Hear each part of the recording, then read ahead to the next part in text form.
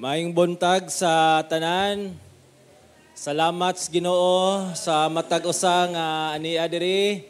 Salamat kay kita makadungog na sab sa pulong sa Dios. Magaduol kita kaniya diha sa pag-ampo. Ginoong Dios, ikaw ang gamahanan, ikaw ang tag-iya sa kinabuhi, ikaw ang naghatag kanamo gininhawa. Ang tanan nga among naangkon gikan kanimo, busa angayan kanamo nga simbahon, kay ikaw man ang among magbubuhat. Tabangi ang imong katawhan karon o Dios, nga malamdagan sa imong pulong, madasig, mabadlong, malig-on kami diha sa amo ang paglakaw nga angayan sa tawag nga imong gihatag kanamo. Sa ngalan ni Jesus. Amen. Padayon gihapon ng ato ang ginatawag nga IOS month, no? So, Inside Out month, and gisugdan ni siya ni Pastor Jiggy. Last Sunday, nagisgot siya og humility. Og hinaot unta nga na-practice nato ang atong humility.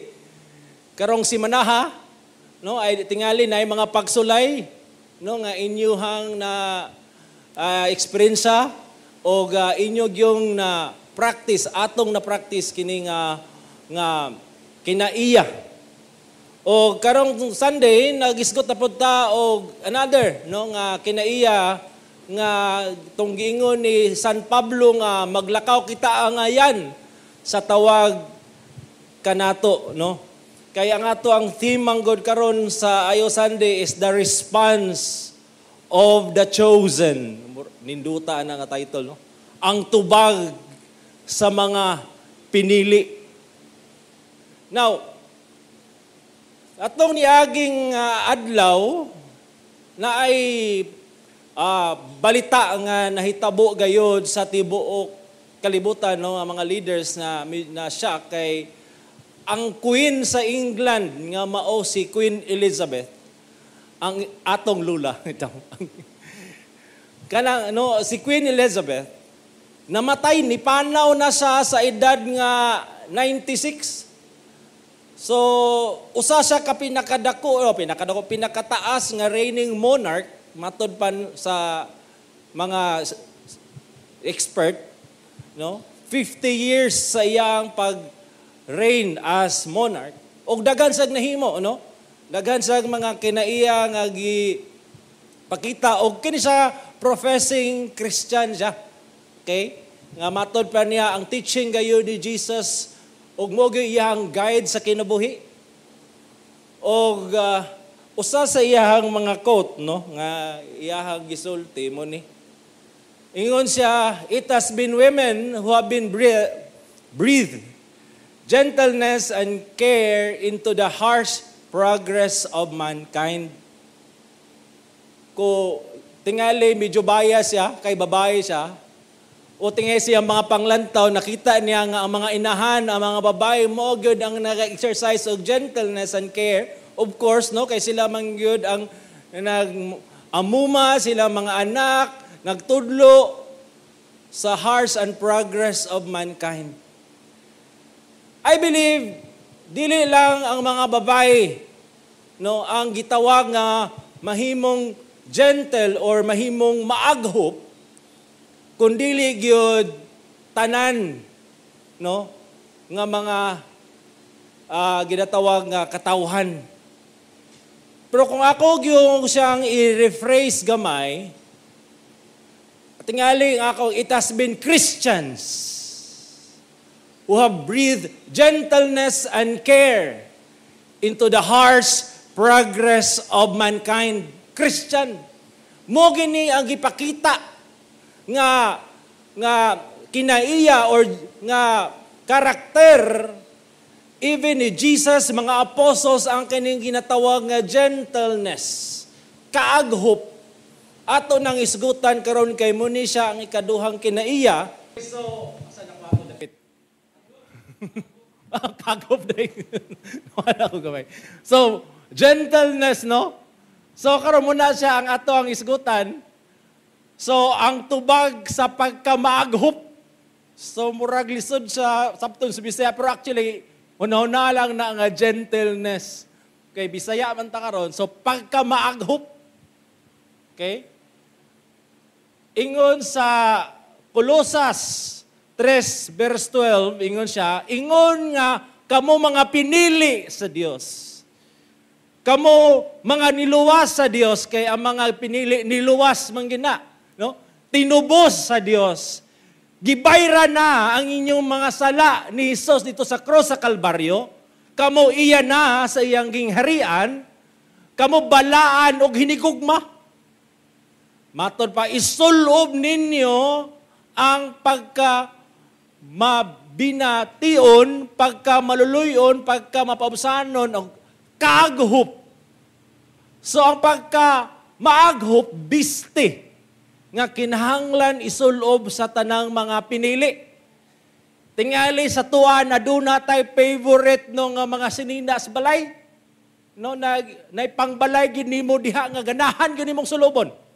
Mo gito ang daghan tay kag mga pinili dia, mga bago, mga gifts, pero mo gini siya ang paborito nimo. Kay but lang gyud, komportable ka kanig tingali kada nga sinina panahon pa na sa 90s. O unsa ba pero ganahan jud ka? Hinaot unta nga ikaw mga pinili sa Dios.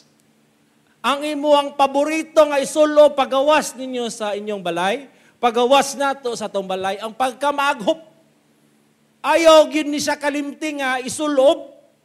Kay kung di ka ganahan ani, now usaon man na questionably ang imong pagkapinili. Kay ang mga pinili sa Dios musulob gayud o kining pagkamaaghop. No. Nasa taisgutan, no, kaning pagkamaaghop. Unsa man ning what is gentleness? What gentleness is not. So kaning gentleness is not a personality type. No, say namang gyud mga tawo nga lalahig personality na uban medyo manly kayo na po uban nga lalaki nga medyo soft. Ayaw na siya kanang i-interpret nga kana siya gentle na kay soft, kani siya medyo manly kayo, dili na sa gentle. No, ang gentleness is not a personality type. No, dili ibot pasabot nga kana siya introvert, gentle na. Okay? Ikaduha, gentleness is not passive or lack of emotion. Ganahan lagi kay ko sa kong bana kay masipag akong kuan-kuanon. Di lang yun siya mangkuan. Murag wala lang siya ha. Ay kumpiyansa. Waka kabalo si dagan siyang una-huna. Dili to kiwasan na pakita gimong sa waka kabalo gapugong-pugong lang. Nag-super saiyan na day na. Ha? Gentleness is not passive lack of emotion. Gentleness is not weakness. Usahay kining mga tao sa kalibutan, kung makakita sila tao nga gentle, mingon nga weak. Dili din mo balos weak ka. No, it's not a weakness. So no, gentleness is not timid or lack of action. Langayan, mga kuan, hinayon, mga usama ni oy. So dili inana ang gentleness. Now, ato sa takang Merriam-Webster, unsa man ning gentleness, no? Free from harshness, sternness, or violence.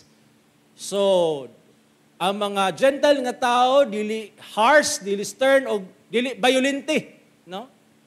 Sa Oxford Languages, matod pa, the quality of being kind, tender, mild-mannered, and softness of action or effect, lightness. Akong giyangkon, kung ako ning i-apply sa akong kinabuhi, kining mga definition, murag taas-taas pa, o subidahon. Kaya kung si Jiggy Boy, nag-struggle sa kining ginatawag nga, kining sa pagpaubos, yaman ginagisulti, ako pod, medyo harsh ang akong environment, nga nitubo ko, lahig mga exposure, nga sa akong sa akong mga exposure, kinanglan ka tough. Kinanglan ka, malaki ako. Muna siya kay kung dili ka magpainana, bisig mo dog-dogon ka. Anya ako sa una medyo niwang man, medyo wagid. Murag nagunaw na ako nga kinahanglan, I should be strong. Ug wala sa kamunahuna nga being gentle. But gentleness is free from violence or harshness. Now, kung sa ato ata sa biblical definition, gentleness, also translated meekness, does not mean weakness. It is polite, restrained behavior towards others. Muna siya ang biblical definition. So, ang imong behavior controlled, unsa man na ang mga response sa palibot, unsa man ang ilang ginabuhat, you're still in composure.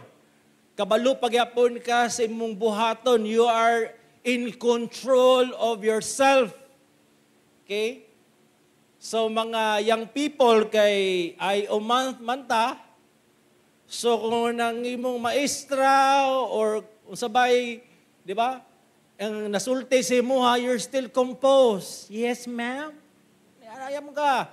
Na ay mga harsh diha nga mga tao, you're still be able to respond positively. O dili na siya sayon. So, karon, matuta sa supreme example of gentleness. Wala na ilain ang atong Lord and Savior, the Lord Jesus Christ. Sa unsang paagi, gipakita na, okay, sorry, ni Jesus ang pagka-maaghop. Point number 1, ang kahagop gipakita ni Jesus pinaagi sa pagpailob sa iyang mga kaaway.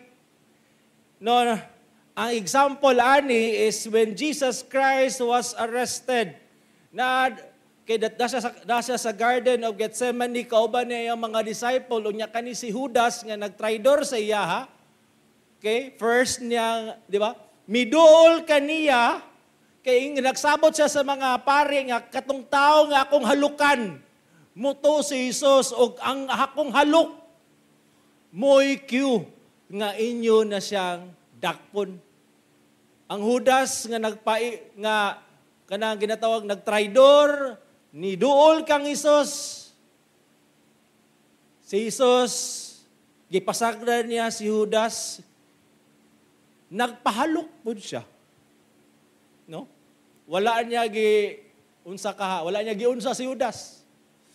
Unya ani nga time, pasadyang ni duol na ang mga sundalo, niabot mo tong usa ka Pedro, nga ni bunot sa espada, o pak, this is it. O naputol ang dalunggan, ang gibuhat ni Jesus, gipunit ang dalunggan nga natagak, giuli. Ingon ni Jesus, ang mabuhi sa espada, mamatay sa espada. Og naay gisulti si Jesus, naghunahuna ba ikaw nga dili ako makapakitabang sa akong amahan o nga dili siya magpadala karon dayon.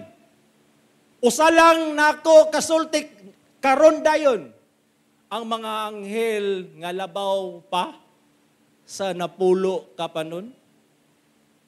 Naghunahuna ba ikaw, or ako i-rephrase nga, dili na ako ma-rescue nga akong kagalingon? Naghunahuna ba ikaw nga ako helpless nining sitwasyon?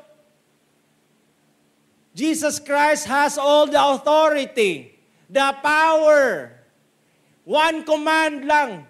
O tanaw lang nato sa Bible kung kaning napulo og duha ka angel, sa kaning one legion lang, sa akong pag-research, murag nasa 6,000, no? Ang usa ka legion kani napulog duha, 12 legions, so daghan-daghan. Pero usa kay mabuhat, maskin usa lang ka anghel lang, usa lang ipadala. Maskin ay lang kuan, napulog duha, usa lang ipadala, pila kaha ang mapatay. Matod pa diri, Niadtong gabihon na ang anghel sa Ginoo migulaog pila ang napatay?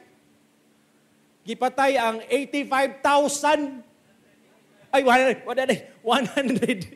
mathematics, 185,000 diha sa kampo sa Asiryahanon o sa pagbangon sa mga tao sayo sa buntag, tanawa kining tanan patay na. Wala namang gali, nabuntagan. I don't know pila ka oras, pero usa lang. Ay na ng 12 legions, usa lang ka anghel. Jesus Christ, tanaw na to dari, is gentle to His enemies because He is able, no, to extend patience to them. Kay mas gi-priority ni Jesus ang pagtuman sa kababuton sa Ginoo. Christ has that power and authority. So narin na to makita, Christ is gentle. Imo bang makita dari nga Christ is weak, gidaog-daog, gipasagdan niya tong kasagpa sa iya? Naka-experience ng injustice. Christ is able to rescue Himself. He's the commander-in-chief. But He is gentle. Kung imong tanawon, ang gisulti ni David, pastor ni siya, yun siya, Mathis, gentleness then is a form of temperance, moderation. Gentleness is a virtue that tempers our anger, wrath, and desire for vengeance when we suffer or witness injustice.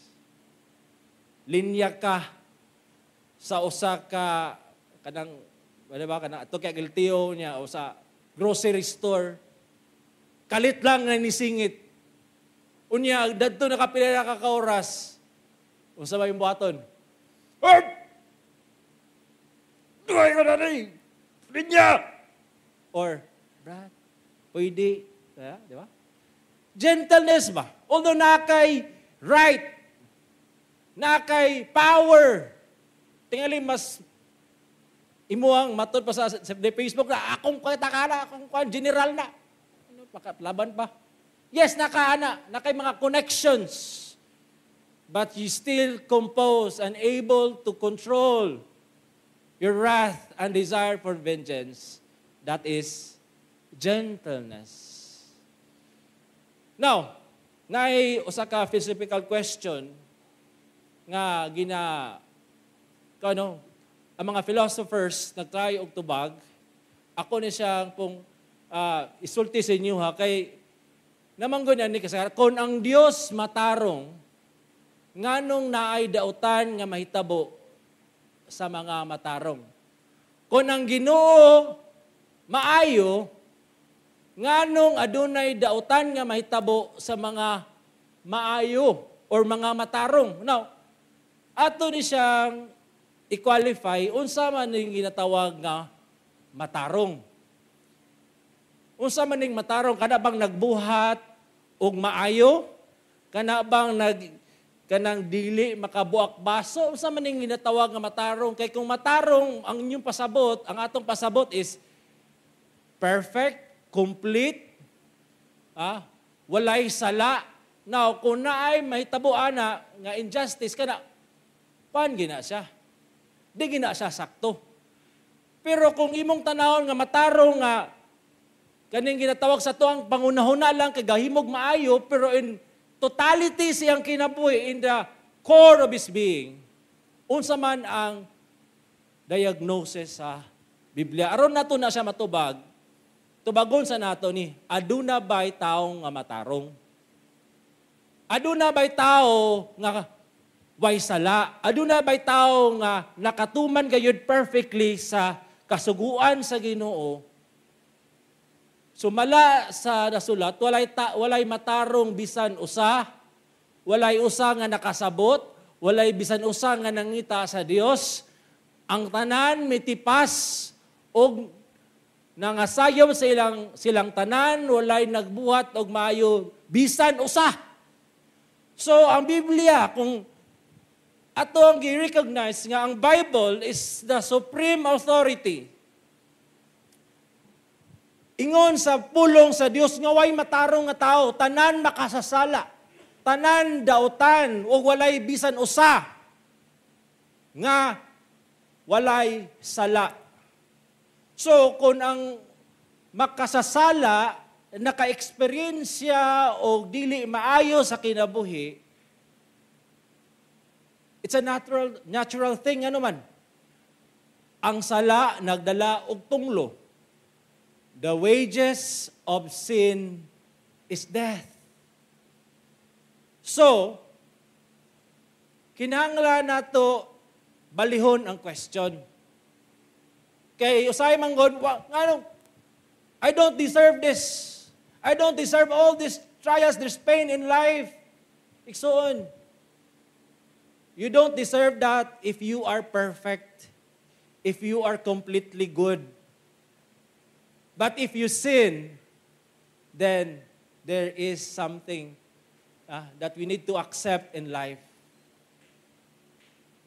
In every action, there is consequences. Bad sa nga actions. Now, atong balihon, kung ang Ginoo matarong, nganong naay maayong mahitabo sa makasasala, mo na siya dapat. Kung ang Ginoo hustisya, kung ang Ginoo completely good, kung ang Ginoo perpekto o righteous, ngano man nga ang mga makasasala, mga daotang tao na may good nga mahitabo sa ila. Muni sa dapat nato ipangutana. Nga taliwala sa atong mga sayop, taliwala sa atong mga kapakyasan, taliwala sa atong mga daotan nga binuhatan, ngano mang naapamagyapoy good. Ang tubag mo ni, ang Ginoo maluluyon og puno sa grasya hinay sa pagkasuko o madagayaon gugmang way paglubad. Dili siya magbadlong kanunay o magtipig sa iyang kasuko hangtod sa kahangturan. Dili siya magbuhat sumala sa atong mga kasalanan o magbalos kanato sumala sa atong mga kalapasan. Sumunin ning rason nga bisan ang tao nga nagbuhat og mga dautan siya atubangan sa Dios, adunay apoy good things nga nahitabo siya tungod kay ang Ginoo puno sa grasya. Ang Ginoo gentle. God is patient towards His enemies.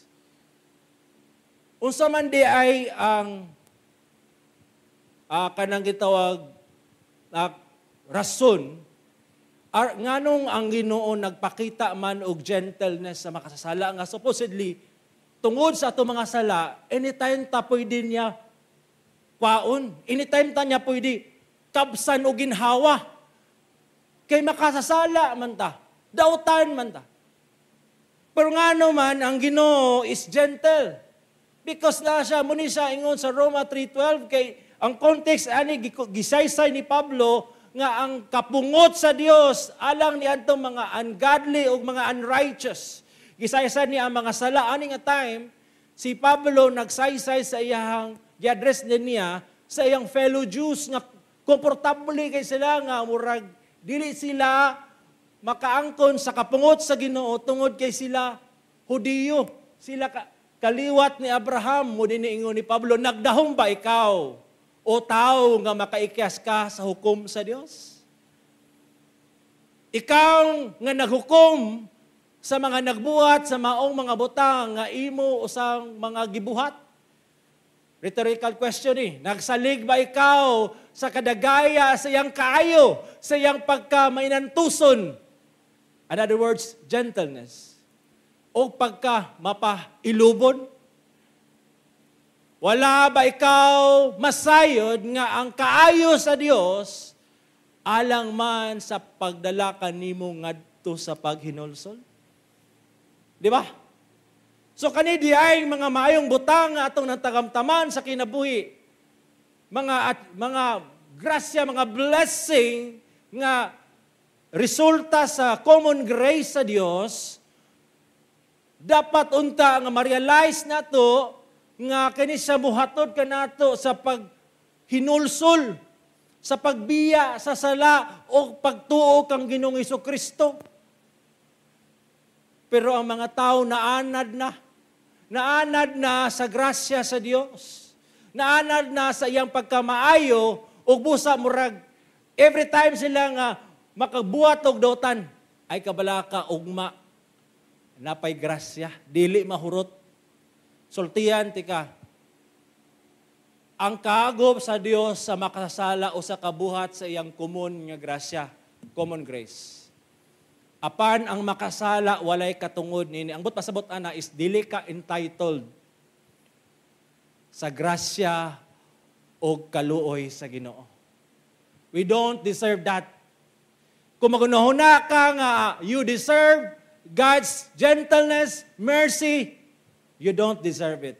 What we deserve is His justice. Ang Ginoo mao'y magbuot, kanusan niya ihatag ang grasya o ang justisya. Sa dihang si Ananias o si Safira, no? Atong nga time sa Acts, no, nga naay dako nga panginahanglanon sa simbahan. O kini si Ananias o Safira, makasawa ni ilang gibaligya ang ilang mga kabtangan o ilang appear nga gihatag nila ang tibuok nga halin. Wa sila, nagununa sila nga maikyas nila. Nagtipik ni sila para sa ilaha. O dadto, si Ananias, kay si Pedro puno sa balaang espiritu, mubagin niya ang tibuok nga amount? Ana si Ananias, oo, hagba, patay. Kaya ang asawa, the same question, mubagin niya ang tibuok nga amount? Oo, patay. Namakak, dito na tayo magipakita sa Diyos ang iyang justisya, patay diretso. Of all the years, si Ananias o Safira has been experiencing the gentleness of God, but during that time, God poured out His justice and they were killed by God. Mupatay ang Diyos. Subusa, kung magbuhat kag sala, pwede, anytime, kwaon tas Ginoo. Pero pagkaugma, nakaginawa pa ka, pasalamat ka. Kay gentle siya si Mua. Kitagaan ka niya grasya. Inana, dapat ang atong panglantaw. Sumuna nga, every day we are living under the grace and mercies of God. We are not entitled of His gentleness. Yes, God is merciful, but He has the right to implement His wrath and justice. Yes, you are righteous in the eyes of God when you believe in Christ, yet you're at the same time, you are sinner, subject to His discipline as your Father. Now, gipakita ni Jesus, kaduha nga point, ang iyang kaagho pinagi sa iyang kaluoy sa mga huyang nga moduol kaniya. Ani nga time, no, na isa ka story, nga na isa ka babae, nga nasakpan, caught in the act, nga nagbuhat o usa ka dautan nga buhat, no, nanapaw, gidala kang Hesus sa mga Parisiyo niya, gignan nila si Hesus. Hesus, klaro kayo ni. Ang babae nasakpan kayo nga nanapaw, caught in the act, according sa balaod ni Moses, ang ayan siyang silutan o kamatayon. Batuo ni. Now, it's a trap nga naman. Kaya kung mingon si Jesus nga, okay, batuan na, kinsa raman ang maka-implement o death penalty ang Roman government ra. So kung buhato na ni Jesus, gilapas niya ang Roman government, ang bot pasabot na ay grounds ang mga Parisiyo nga mo hatag mo kano na accusation. Pero kung dili po niya si lutan ning bayhana kay klaro man gyud, kaning adultery is ay punishable by death. Mura po gineglect ni Jesus ang balaod sa Old Testament. So naa si Jesus karon sa usa ka kani dilemma. Pero sa gibuhat ni Jesus na sa gisulat nga mga pulong dadto wala katakasayod unsa. Ingon din si Jesus, kinsa kaninyo diri nga wala nakabuhat sa ingon or sala, una kang mubato.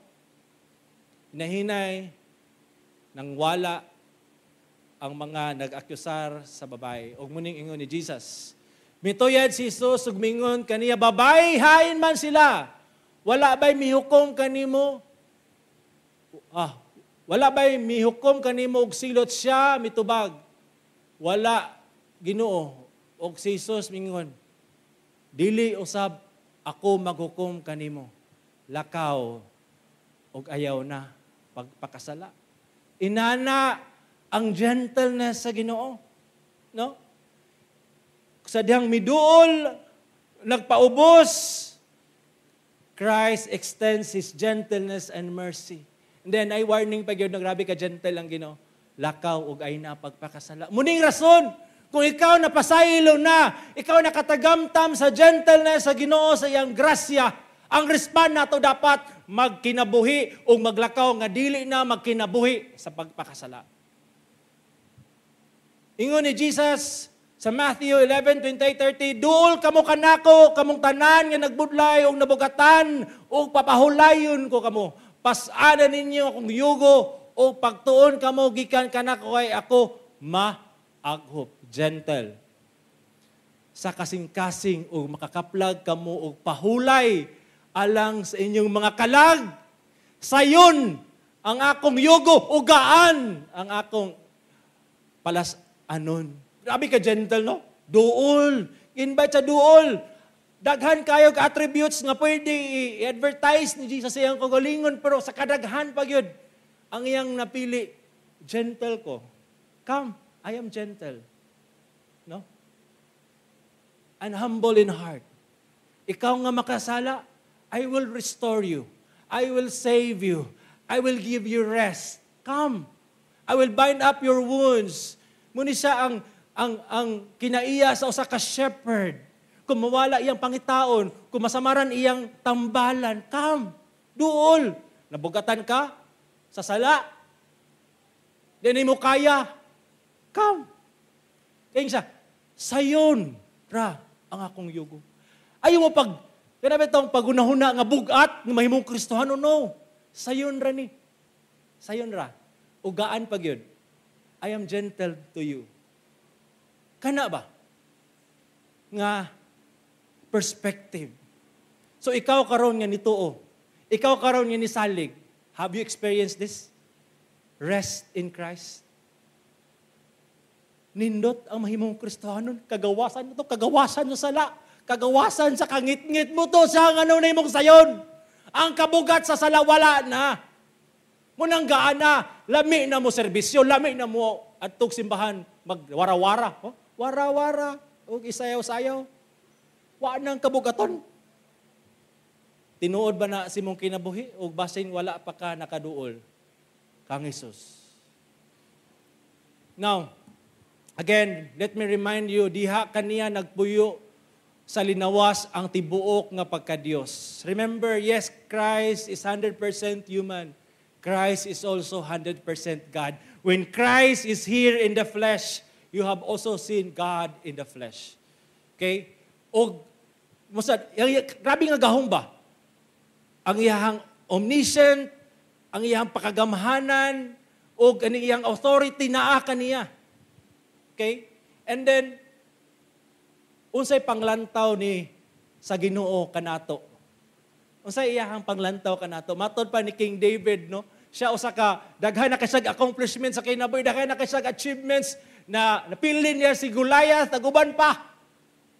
Pero tanawa ra gyud ning pangunahuna ni David sa iyang kagalingon. Siya nahibalo meaning sa Ginoo sa atong kahimtang og nahinumdum siya nga kita abog lamang. Mga abog, helpless, mga huyang, atubangan sa Ginoo mga abog. So kung muning yun nila, muning nindot no nga, keep your feet on the ground, sakto day na siya. Muning ni siya ang rason nga nung ang tao makahimong manito na bitay pagpaubos kung iyang uno-naon, atubangan sa Ginoo nga siya abog. Abog nga gisustinar sa Dios, gitagaag kinabuhi. So kung na mga taas og ihi diha, na mga panginambog diha silang kinabuhi, inani ko muna mga abog nga hambugiro. Dili ta dapat no manghinambog o kung sa paman kay ngano ang Ginoo man di ay nagsustain kanato. Unsa man ang imong naabot sa kinabuhi, ayaw gyud. Keep your feet on the ground. Remember that you are dust, and dust you will return. Unsa pa gyud? Mga balili. Unsa ba di sagbot? No, grabe no. Mga sagbot, mga bulak nga mahanaw ra kinim muni siya. But David is not intimidated. King David is not intimidated sa iyang enemies. He is secure. But when it comes to God, he remembers that he is but dust. And remember this, si David yapon, King David yapon nagsulti, nagipanalipdan o giluwas mo ako, Ginoo. O sa imong pagkatiman, sa English ani, by your gentleness, nakahimo kanakong gamhanan. Just imagine, no? Ginahinay, gi-prosper sa Ginoo ang usa ka abog, gitagaan o grasya by His gentleness. Imagine lang, kung dili pa gentle ang Ginoo kanato, ambot asa na ta, punita karong taknaa. Ug ang imong gahom, naglig-on kanako. So, sa unsang paagi, ang kahagop or gentleness, matagamtaman sa simbahan. No, application time na ta dari. Una, inahanong pag-amuma. Okay, ang mga apostles, ingon ni Apostle Paul, no? Kami malumo. We are gentle, addressing to the Thessalonican believers, mga bag-ora na convert, they forsake idols and they believe in Christ and they're still young in the faith. Then apan kami malumo kaninyo sama sa inahan, nga nagatiman sa iyang mga anak. Mga inahan, makarelate gid mo ani, di ba? Remember na ako, one time nung katong si Vina na tao niya, si Zandro Joe, bago kami nag-celebrate siyang birthday kahapon, 2.2 kilos lang siya. Grabe, murag pis-pis ba? Imagine mo. Ang fragile kayo. Grabe ka, kanab ito, atimanunon kayo, but hinahinay, pag-atiman, anto didako, salamat sa Ginoo. Di ba? Nakita po ko sa kainahan nga, murag pista man to, at tumidad to, kaya malagi, sa mga aron makakuan sa mga parente. Nya, tingala ko, ang inahan, gakaon siya, naidako kang chunk sa karni, iyahang gikaon. Unya, ang bata, magay ko ma. Ana, ang bata, magay ko. Unya, giusap sa inahan, ang karne, o giana niya, o gipakaon sa bata. Kung grabe, no? Ka-gentle nga inahan.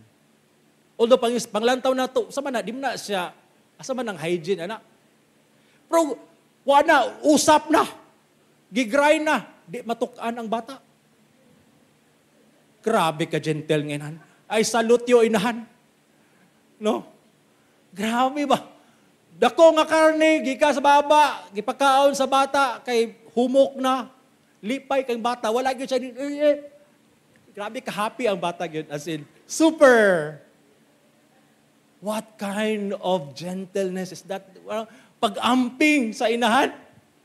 Sumupod na ang gi-apply. Kana ba itong pag-amping sa inahan, gi-apply na siya ni Pablo sa mga believers kay makarelate mang yun sila. Wa mang gidi makarelate. Ulo si Pablo, lalaki. Di ba? Pero gentle siya. No? Busa tungod sa among mahigugmaong tingguha kaninyo, gikalipay namo nga pagpaambit yan nyo, dili lamang ang maing balita, kundi among kuguli yung kinabuhi. Grabe ni, kinabuhi. Usap tungod kay kamo, mahimo man nga mga minahal namo. Usap pag yun, gipakita ni Pablo, no, ang inahanong pag-amuma, kami naghago nagbudlay, dili lang tungod sa unsa man kun dili aron mawali ang mga balita. So ang pag-atiman, ang pag-amuma sa inahan, ang being gentle is really a hard work. Ayaw gunahuna nga kanang gentleness, kuha na siya weakness. No, it's hard work. Kanang naay bitaw ginatawag nga stimulus niya, responding kag, that's weakness. But gentleness, it's hard work. Pagbudlay, then ingon siya, unsa ba yun? No, kaning kaghago, yes, pagtrabaho, naghago para dili magsalig si Pablo ug mga kauban sa Thessalonians, but dili lang kana diha nga area, bisan sa pagkinabuhi nga matarong. Pagkinabuhi nga Diyos nun. It's a hard work. Hago ni, munang uban dili. Kuan dili, kanang hiyang nini, kay tungod hard work man ni. Aron dili masaway ang among paggawi nga na kadinyo nga mga magtotoo. Ala, ang being gentle is hard work. Maghago kita sa pagbansay, sa pagkamaagop ngadto sa simbahan, pinaagi sa pagkinabuhi, sumala sa tawag sa Dios kanato. Ayaw pagunahuna nga, ay, nani lang pagkinabuhi, wako'y pakialam, no? Iksuon, living a Christian life is also, you are being gentle towards people looking at you. You are representing Christ. You are representing the kingdom of God. Be gentle. Living a sinful life, selfish, sa mga kasing life, you're not being gentle to those who are young in the faith. Siguban sila ha. Ay, nana, day na. Pwede ra day na siya ba? You're not gentle. Si mo mga anak, live out Christian life. That's simply an act of gentleness. Your example. Sunod, amahanong paggiya. Naday amahanong paggiya. Kay matod pa dali sa sumpay, kay kamo nasayod, gingyun sa namo. Okay? Sama-samahan. No? Ngadto sa iyang mga anak, pagmaymay, sa matag usa kaninyo, pagdasig kaninyo, pagmahimangno. Ingon dari, pagmaymay ana to urge, advise, or caution, earnestly admonish, gently, give urgent advice, recommendation, warnings, mani akong ginabuhat karon, exhortation, pagmaymay. I hope you appreciate it. Encouraging, pagdasig, muni siya, no? Ang mga amahan, na one time nga, si Mirmir, ikagawas, grabe yung hilaka. Abi na ko giunsa. My friend called me ugly. Ikaw, sa may bato ni mo. Kabalo ka usay akong gibot, welcome to the world na. Di pa na mao. Di ba ito? Siyempre imong i-comfort, pero sa kong unahuna. Di ba? Harsh ang environment. Hamang ka makadawat o pagdasig. Church, come. Kung gibiyay na ka sa mga kalibutan, simba gali. Madasig ka. Makapadayon ka. Gain kag strength again. Read God's Word. Duol sa Ginoo. Imploring, panghimang no, beg someone earnestly, desperately to do something. The same thing, gyapon. Nga naman, kaning tanan nga paghago sa inahan, di ba, kaning pagmaymay sa amahan, and kanisa sa church context, o sa manday ang aim, ani, sa pagkinabuhi nga takos sa Dios, nagtawag kaninyo ngadto sa iyang kagalingong gingarian ug himaya. Muni ang ultimate aim, ani. Ngano man gyud makadungog ta sa pulong sa Ginoo, nganong kinahanglan man gyud ni. Nganong gidasig man gyud magsimba, magampo, pagkinabuhi nga takos. The same nga concept sa Ephesians. Dili nakataga diri, you are child of the King. You belong to His kingdom, so live as such. Munang ingon diri. Napagyo diri lastly, inigsuong pagbadlong. Part day gyud ang pagbadlong.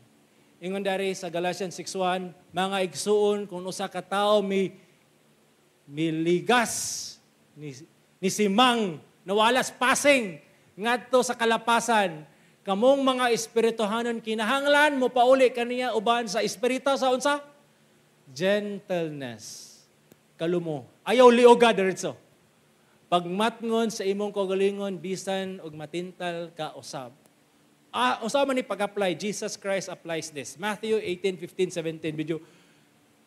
Una-una, kung nakay makita nga igsoon, professing Christian, kauban nimo simbahan nga nagpakasala at tuwa siya, igna siya. Nakita, di ba? Muni mo gibuhat. Alone. Badlunga kay your concern to that person. Kung dili pagyapong patuo, then pagdala og duha, kabuok, sulti, i-urge, implore, encourage nga, mubalik sa Ginoo, encourage nga, undangon na. Kung dili pagyapong patuo after several attempts, isulti sa simbahan, muni siya yung gibuhat, then kung dili gyapon patuo, then that's it. Treat him as an outsider or unbeliever. Share the gospel, basi kanang a person is not saved. So, kaning siya, tanaw na to, no? This is a process of gentleness. So, ang pag-restore, pag-rebuke is part of being gentle. Harsh kay ka! Harsh! Say harsh. Gentle man eh. Kumubunal manggali ko kang amermer, kang amira, kay nagipanon, bunala na gyud. Dili man ako, i-force. Di man tingali kuan, nang labyog yun. Alalay raman, pak, kumuhilak. Uy, okay na. Alalay lang kay, di ba? Lisod po. Why gentleness ang discipline? Unsa ang pamaaging ako mutubo sa akong pagka-malumo or kaaghop. Pastor, unsa man ni? Kulang pa kay ko. Jesus Christ said, ako mo ang punuan sa paras, kamo ako mga sanga, magpabilin kanako, ako diha kaniya, siya mamungag daghan. Kay kun kamo, bulag kanako, wala gyud kamo mahimo, di gyud mo ka-produce. O gentleness, kung kamo mo bulag nako, ingon ni Jesus. Kay kaning gentleness, ang pagkamagahuhop, bunga sa Espiritu. Ang Espiritu Santo maoy maghatag nimo nini. Dili ini siya self-produce. The Holy Spirit will give this to you as the believer, as His believer. Okay? O kusa, og iugmad lang, i-cultivate lang, natanom na eh. I-cultivate pag-ugmad sa makanunayong pagpabilin kang Jesus. Muna siya. Mubunga ra gid ta ni. Mulambo, mudaghan ra ni. Basta ugmad lang yun. Cultivate it by remaining in Christ. Church, Christian nga mga discipline. So, okay. Unsa may atong totality ani? Ang kaaghop kinasulurang kusog sa pagpugong sa kaugalingon. Gentleness is not weakness, but an inward strength of self-restraint or control. Kinahanglan nato ni. Every day, mag-drive kag sa kanan. Kagahapon, saka ko dito sa uptown. Tingala lang ako, boom! Akong, hindi bangga sa akong sampot. Dili, nag-drive ba sa kanan. Taxi driver. Tingali, kay ulan-ulan, dagag pasayro. Sir, saan man eh. Pero, kay nakatuon-tuon naman ko ani. Na-absorb na. Wa na. Sir, saan? Mo ni siyang application. Oh. So, hangyawan taon siya, sir. Sabot na da, sir. Ay ko, iparetouch na ni siya. Oh, may problema. Ako tingog yun, grabe, dili natural ba? Ngit-ngit man to, wag tingit taga-G-Cup ato makakita sa ako. Ulan-ulan pa gid, gadali mo tanan. So, na-exercise na ko. Nag-text ko siya, nanawag, grabe iyang, kanang ginatawag bitaw nga, kaya bitaw mo respond kag gentleness, mulukmay ang tao, bay. Pero kung Masing gali daw sa kay kami niyon mamuning diha man gyud lisod i-apply anang gentleness kay murag kaila na bitaw. Kaya mga wife diha, i-try daw being gentle sa inyong husband. Kaya kung dili na mo work ka na sige, lang. Try daw. Lahiya daw ang approach. Basin pa di ay. Mausab. Malukmay ba? No? Gentleness. Kaya nga naman, bunga kini nga makita sa tanang mga pinili sa Dios. Kung di ka ganahan ani, i-question, pinili ba ko? Eh kung pinili ka, niluwas ka ni Jesus, you have to bear fruit, the gentleness. Let us pray. Daghang salamat, Ginoo. Nining pagtudlo ka namo about gentleness, and I pray, O Lord God, that you would help us to apply this. I pray that your Holy Spirit will enable us to do so. In Jesus' name.